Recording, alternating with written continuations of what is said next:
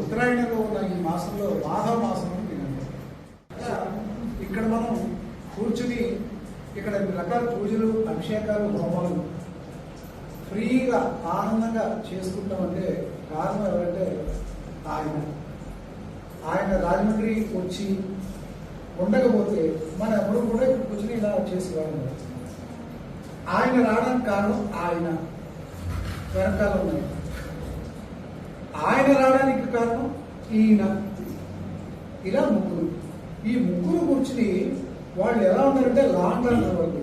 నేను ఒక సందర్భంలో చెప్పాను, గురువు ఎవరు, పరమేశ్వర గురువు ఎవరు, పరమ గురువు ఎవరు, గురువు ఎవరు అని చెప్పి. ఈ 3 రోల్స్ విస్తృతమైన రోల్స్.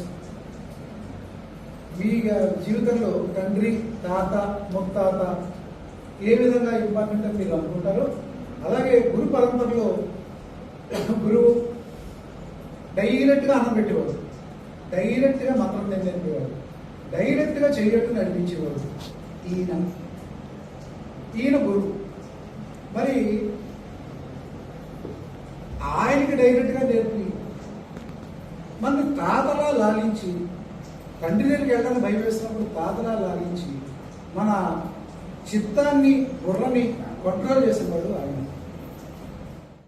అప్పుడప్పుడు ఈయన కూడా కంట్రోల్ చేస్తాడు.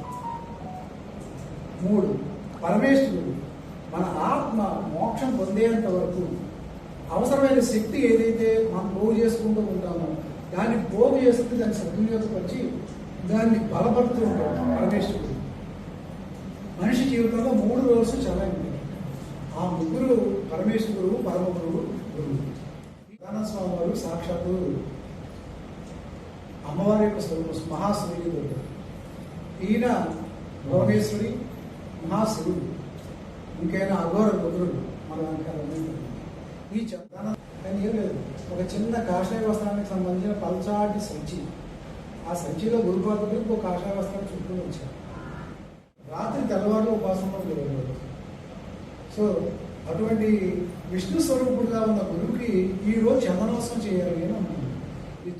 ఈ రోజు ఇంకొక సాంప్రదాయం ఏంటంటే, ఎవరైతే మన గురువు ఎవరైతే ఉన్నారో ఆయన వేద గురువు అంటే వేదం చదువుకున్న వాళ్ళకి ఆ వేదాన్ని వాళ్ళకి ఏం చేస్తామంటే గంధం రాసి వస్త్రాలు పెట్టి వాటి వేదం చదివించి వాళ్ళకి విసురుకల్లా మామిడి పండు వగరాలు దక్షిణ అవి ఇచ్చి వేదం చదివిస్తాం. మనం లోపం అంతా సుభిక్షంగా ఉండాలి. సో